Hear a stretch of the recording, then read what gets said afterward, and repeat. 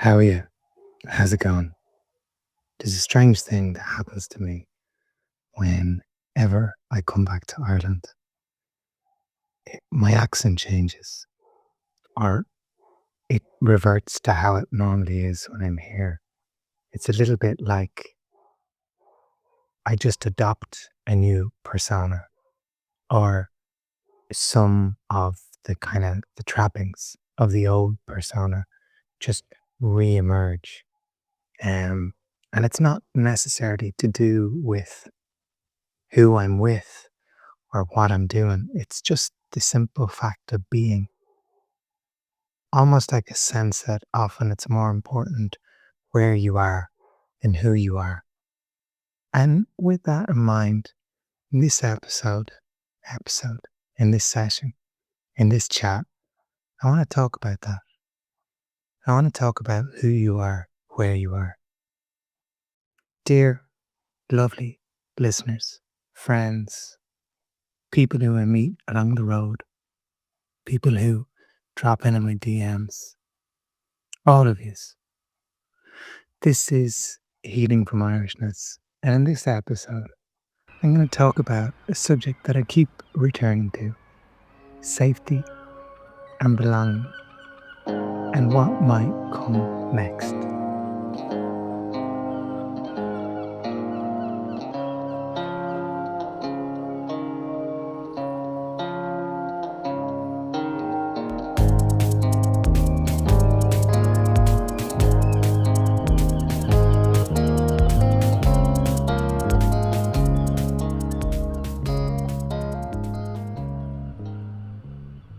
Hello, how's it going?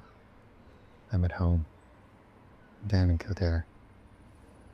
Through an act of the gods, or maybe just missteps in communication, I've landed home to see my family, and they're not here.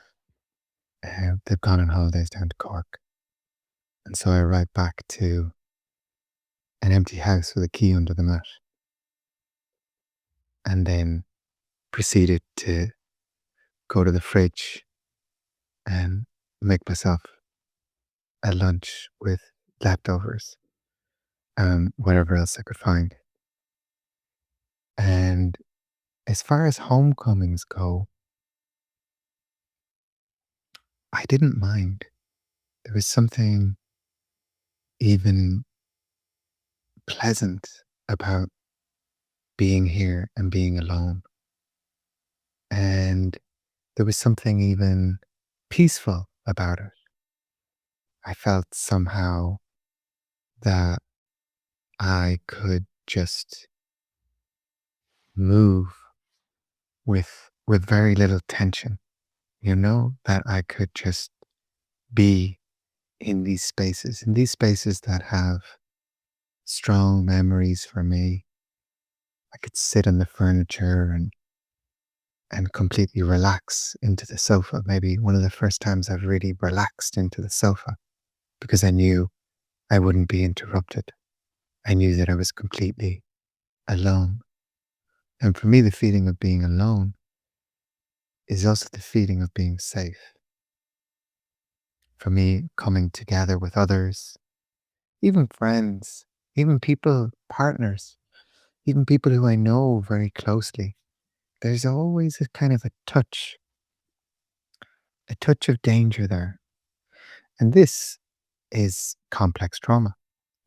Well, complex trauma is when you've grown up with a lot of repetitive psychological fears, right? And what happens is that your relationship to trust and your relationship to safety is damaged.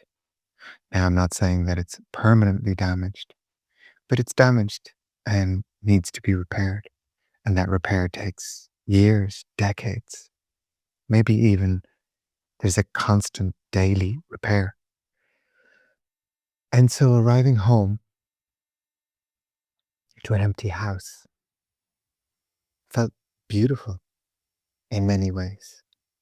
Not that my family are dangerous, but that when you have old beliefs around safety in your body, those beliefs, they ripple on and they can still be active in places of safety.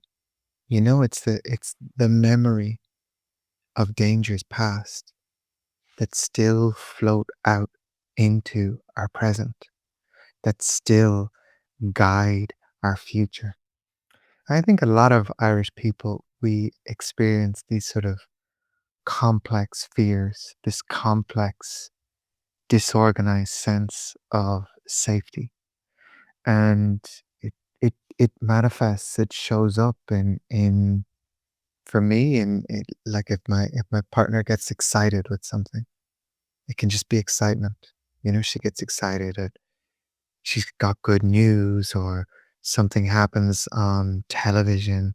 We don't have a television, we have a laptop that we don't even have like a stand for it. It's a laptop that comes to bed with us sometimes until the fans start to whir, and then we have to take it off the bed and go to bed and sleep.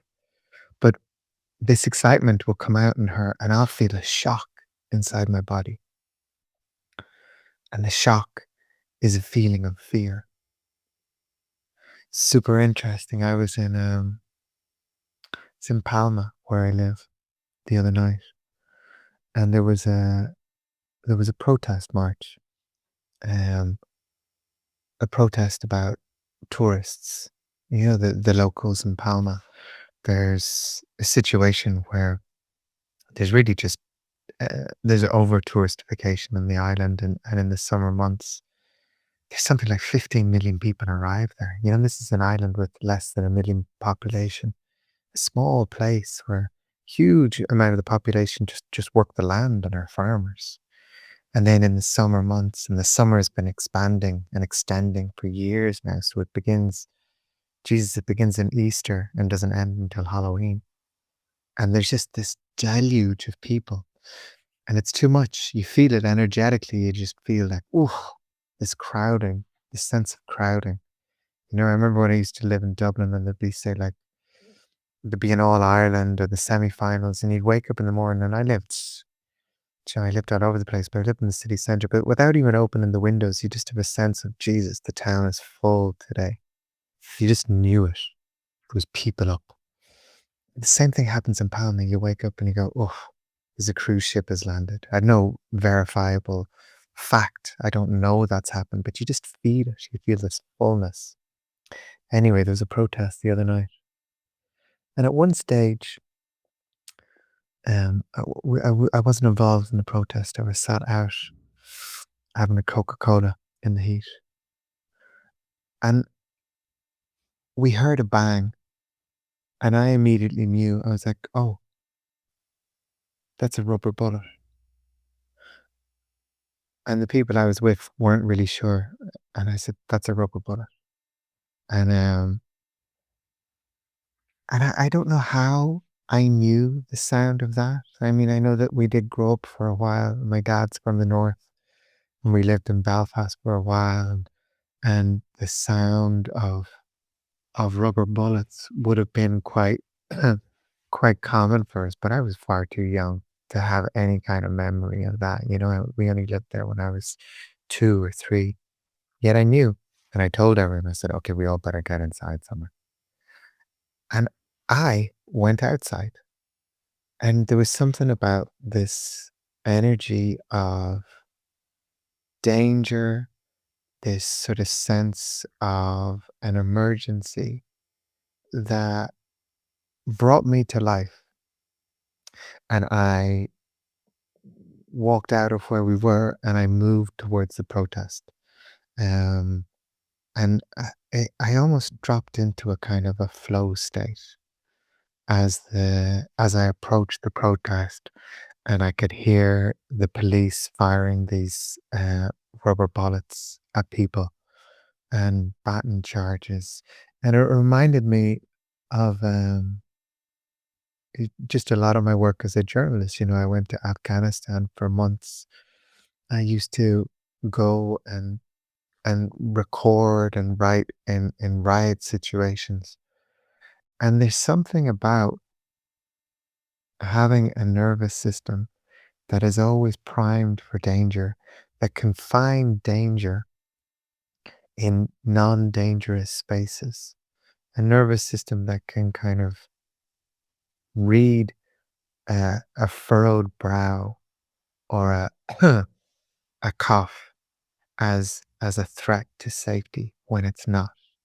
Yet in these moments of danger and heightened tension and chaos and rioting on the streets, my nervous system just drops into this icy cold calm. And I wonder how that is for many Irish people. I wonder how many of us have come from these backgrounds where there was always a sort of a threat of violence, a threat of danger. And then when we find ourselves in moments where there is actual danger, actual violence, we drop into this icy calm. I remember having these experiences when I lived in Berlin of stopping fights on the streets. You know, there's just these moments. I remember it happened over like maybe three or four of these moments happened over one summer where I would just be out with people and a fight would start somewhere on a street, um, or something would happen. And whereas everybody else would kind of cling to their phones and sit down at the table, I would get up and move towards the fight and get in the middle of it and push people apart. And I used to do this when I worked in bars as well. You know, I working in bars in Dublin. I was never a bouncer, do you know? Like there's no muscle on me. I'm a skinny little fucker. But would always move towards these scenes of heightened violence with a kind of an unearthly sense of calm inside of me. And this, I think, is just the result, and it's a symptom of perhaps growing up in aggressive environments that you become this way. It's almost like the violence and the disruption and the chaos brings you to life. And that's what I want to talk about here. And it's this idea of how can we as Irish people become more familiar with safety. You know, there's something about growing up in the Irish countryside too. It's often kind of caricatured, do you know, as this, especially when you move away and I feel like romantic ideas of our youths, especially for me, like that the longer I'm away from Ireland, the more romantic my memories grow. But there was also such a kind of a violence to the Irish countryside. There's such a violence to growing up down in Kildare. Do you know, anything could have got you a box. And I don't think this was just exclusively how the boys were getting on. I know that like the girls, you know, there was always hair being pulled or someone getting spat on or something being thrown at. There was a kind of a cruelty amongst us. Mm, and it felt like this cruelty was just born of hardship. It was almost like we were trained into it. It wasn't a natural thing.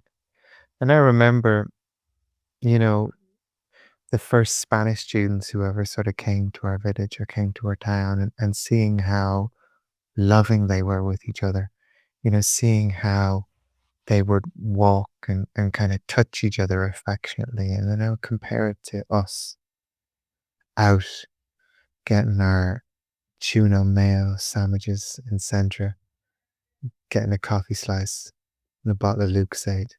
And we kind of watched them, we'd observe them, do you know, we'd observe them like you might watch something strange and bizarre and exotic. And here we were like all awkward looking in our school uniforms that, by the time the Spanish would arrive in early summer, our school uniforms would all be too small for us because we'd have had 8, 9 months of growing in the same trousers and jumpers. And we'd all look like kind of urchins with our ankles and wrists poking out of our clothes. And the Spanish would be all there and just, their sun-washed denim and bright t-shirts and tan skins. And our way of being together as a group of boys was to kind of hit each other. We'd gather in groups and just punch each other and kick each other and call each other names. And there was always just this sort of low level threat of violence. I remember in all the groups, there would always be someone who might at any stage pick a fight with someone else. And so I, as a highly sensitive little boy, was always kind of on guard. And that's my memory of the Irish countryside. I also remember my dad, coming home. Feel like the Irish countryside violence didn't just end with the children. We grew up across the road from a pub, and there'd be nights when we'd be at home watching telly, and we'd have to pull the curtains because there was fights on the streets outside. And you'd hear glasses breaking, and we'd be inside, and I remember just this feeling of terror that the violence might enter our home. And then sometimes my dad would come home, and you'd get a sense of what he just witnessed. I remember him coming home with a black eye once as well from the pub. And so there was just this always a, a kind of an idea, like a very much a felt physical sense that there was no safety. Like, where could you find safety? And I know for me, leaving Ireland wasn't so much that I was off looking for adventure, it's that I really was looking for safety. I remember the first time that I really left was about 2 weeks after one of my best friends committed, killed himself. And we don't say commit suicide anymore, or we say kill yourself. And and I remember when this happened that I just had a sense of like, God, this place is so dangerous and I have to get away from it. And so I took myself off to Italy and got a job teaching English. And and what happened or what I experienced there was just I was moving towards safety. And it was interesting because the place I moved to in Italy, you couldn't have picked a more dangerous place. I moved to Napoli. And at the time, there was gang warfare going on. They were shooting people in the streets. You'd wake up every morning and look at the newspaper, and the newspaper was like, B-roll from the Godfather movies. There'd be someone shot, lying dead across um, a those sort of red and white gingham table covers that you have in Italian restaurants. Like they're face down in their pasta. Or there'd be another image of like a front windscreen blown open, bodies dead in the front seats. And this was Italy. This was the Italy that I moved to and lived in. And it felt safer to me than the Irish countryside. And this thing, when I think about now, a lot of the work that I do as a man in his mid 40s is still about finding safety for myself, finding safety in my body. And it comes about in a number of different ways. One, and maybe the most important way for me that I work on safety is I become safe to myself. I don't allow myself to scroll. I got this great little thing. There's no sponsorship here. I mean, the chances of me getting sponsored are pretty slim.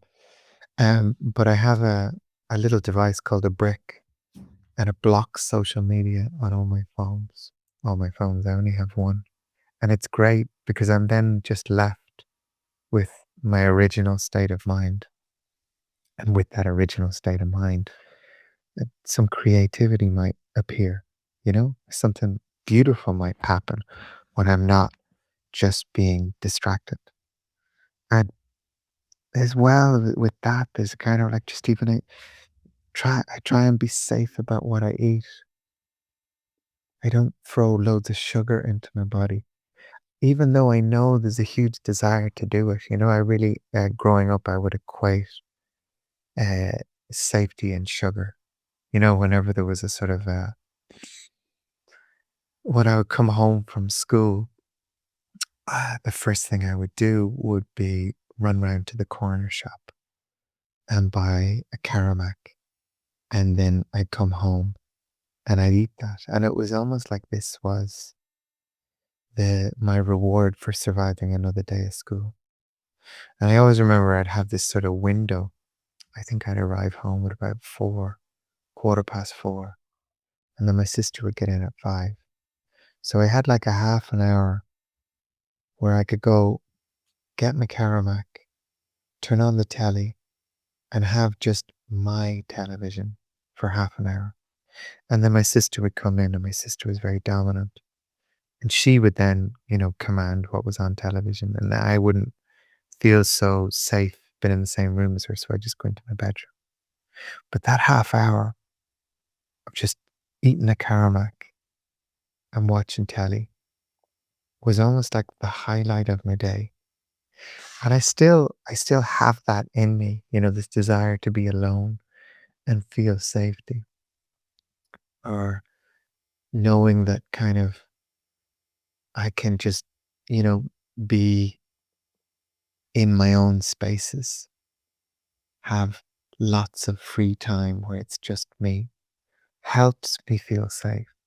But I also understand that this is just a work in progress. I understand that a lot of the fear that's still in my body, it's not related to the present.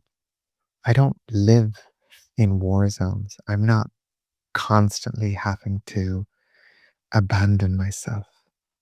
I have chosen safe people in my life, and I feel that safety. Yet the memory of danger is still so present and still needs to be processed in me. So this is really the work that I find that I am still doing now. It's sort of I've got to the stage where I have reduced my exposure to the world. Got to the stage where I can sometimes even live a little bit like a hermit. And now I'm kind of stepping out again. This summer, I did a world tour of Ireland, and it was a big sort of step into danger, potential danger, exposure to lots of people over and over again. And what that does, and what I'm doing at the moment, is a kind of form of alchemy. I'm transforming my reality. You could say that I grew up surrounded by danger and unpredictability and fear. Not that there was always danger there, but I've always been so sensitive that I've required extra levels of safety, extra levels of attunement, more bonding, more attachment. And because I didn't get this, because my family, not that they were bad people, but that they were dealing with poverty and dealing with addiction and dealing with their own survival strategies for life. And here I arrive with these special needs that just simply couldn't be met.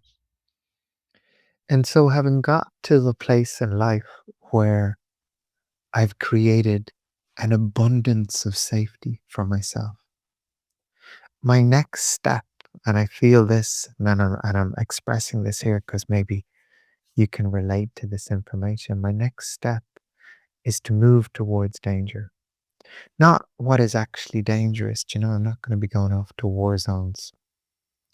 And I'm not going to be, hopefully, not going to be walking calmly into many more Spanish breaths, but that I'll begin to kind of manage and soothe the voices in my head that would tell me that normal circumstances are dangerous. I begin to kind of put myself more into the world, to be more with people. I think ultimately our healing involves people. We can learn safety by isolating ourselves from people, and that's a necessary part. But then eventually we want to go back. We want to reconnect. We want to be amongst people and practice our boundaries. Practice feeling, oh, is this dangerous inside my body?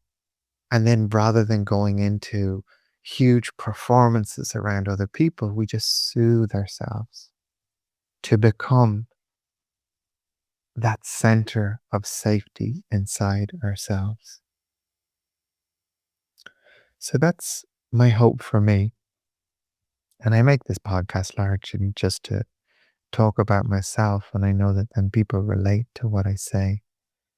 And that's just good fortune, I suppose. But it's also a reflection of the common patterns and behaviors that so much of us Irish people experience. How we can be so jumpy. You know, I have a little dog, Julietta is her name, um, and she's a whippet. She's a cross of things. She's a whippet and she's a bit of an Italian greyhound. And I think there's a bit of rat inside her too. But the wind changes direction and she jumps. It's just her nature. She's afraid of everything. You know, you take her, I'll, kind of the kettle will go on and she'll jump, or something like that. Yet, so she's scared. She's nervous of everything. Yet, she's the most loving little dog in the world. She goes up to everyone on the streets. All the homeless people in Palma love her because she's always running over to them and licking their faces. She's got like the biggest heart ever, yet she's full of fear. And I think there's something symbolic and beautiful about that. For all of us who've grown up with fear, for all of us who've grown up in danger, once you've done the work of protecting yourself, maybe the next step is to open your heart to the world. Maybe your next step is just to move out there amongst the world and allow the world to receive you, allow the world to know you, and ultimately, maybe even let the whole world break your heart. Because that's why you're here. You're not here to feel danger. You're here to feel your heart expand and break and expand and break. And I wish you all so much love and so much heartache because both things are really the essence of living. Both things are kind of why we come here. It's the purpose, you could say. The purpose isn't to protect ourselves. The purpose is to dive head first, experience everything, and know that we're going to survive. So, loads of love to you. Thanks for listening. I hope this is of some use. I'm going to go make myself a cheese sandwich now. And I've one-on-ones open this month again. I took a little break for a lot of July just because it was too hot in Spain, but I'm back in Ireland now, so I'll be doing one-on-ones. So if you want to book and have a chat, we can do that. See you soon. Love you loads. Slán. Bye-bye.